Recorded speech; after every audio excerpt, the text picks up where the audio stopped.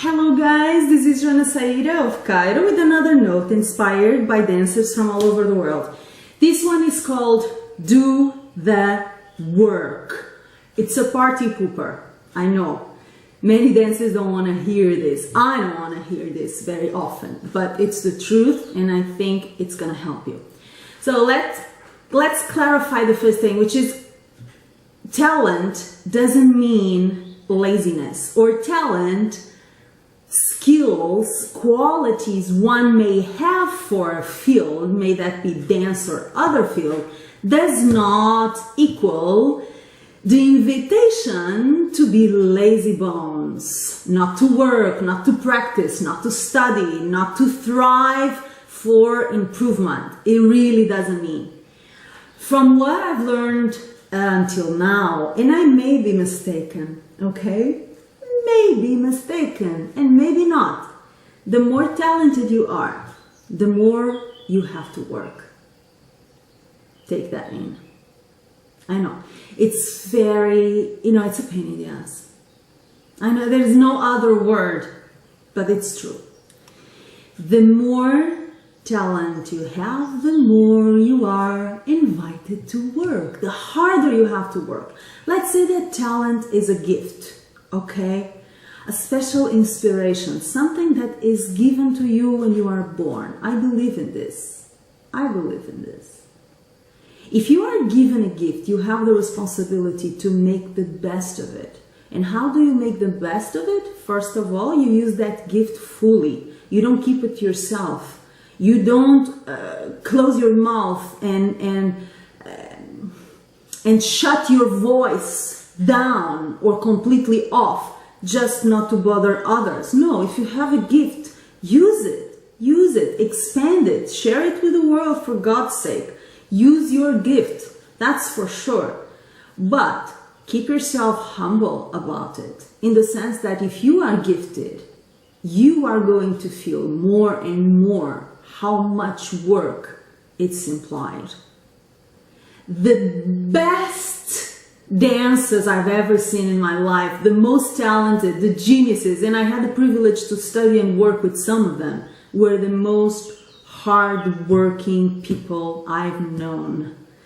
Just because they were the most talented, it didn't mean they could lounge on a sofa, eat grapes, and watch life go by. It's quite the opposite. That's not my experience. My experience tells me the most talented, skilled dancers are the ones who work the most. And although this may be very unpleasant to hear, it's the truth as far as I know it. So take it in. Go into your studio. Take classes with good teachers who know what they're doing. Practice on your own. Research. Nowadays, there is information about everything on the internet. When I started studying Egyptian dance, I had to search and search for anything, and I did. Why? Because I knew I had to work at it. I knew I was skilled, I knew I had a calling, I knew I was talented, but I also knew that because I was talented and I had a calling, I had to work my ass off. And this is the second unpleasant word I'm using in this video. Ass, not that unpleasant if you think about it, but take it in as well, okay? So I had to work my ass off, of course. And as my talent grew, as my skills expanded, I had to work harder and harder. So if you feel you have a calling for Egyptian dance, if you feel that you're talented, if you feel that you have skills that are precious in Egyptian dance or otherwise, get yourself to work. Talent by itself will not take you anywhere. It's work, persistence, stamina, vision, self-confidence, humbleness as well. Keep going, the perseverance to keep going and learning and expanding and working along the way. Talent by itself, I will repeat, will not take you anywhere. Talent is potential. It is not the deed.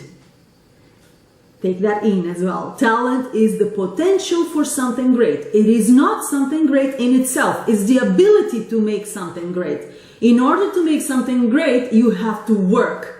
And you have to fail. And you have to make mistakes. And you have to go on trials. And you have to do, redo, fall, get up, do again, redo, and fail, and achieve, and fail, and redo. And accept this motion. Accept the uncomfortable side of making things happen, of using your gift and making things happen. And how do you make things happen? By doing them, by working. You know, I know it sounds obvious, but it's not. You would find interesting to know how many dancers, talented, intelligent, sensitive, original, with very interesting perspectives on the music and, you know, a lot of creativity in their bodies, because they see themselves as skilled. They say, I don't need to work. I'm skilled. I'm inspired. So why do I need to work? And that's when they go down. You never hear about those dances. Never. It's the ones who work that get ahead. Of course, they don't tell you that, and you don't see that. You don't see people training in their dance studios. You don't see me working out. You don't see me working on a choreography. You don't see me struggling with a sequence that I'm going to teach in a country, or preparing a show that I'm going to present in France or in China. You don't see the backstage. Nobody does. But the backstage of hard work exists. It's real. It's not glamorous. I agree. At all. Not glamorous at all. It's sweaty and the hair is disheveled and it's often frustrating. It's not glamorous, but it's what gets you through, and it's what turns a gift, which we call talent, into achievement. So appreciate your gifts, your skills, your talent, whatever you may like to call it, while working your off. Okay? Consistent, committed, passionate, serious, and fun work will take you way more far, way more higher, I'm screwing the English here, I know, way higher and more distant, and to much more interesting places than the belief that if you're talented, that will be enough. It won't. It really won't. So work. Happy work. Happy journey. Shine, baby. Shine.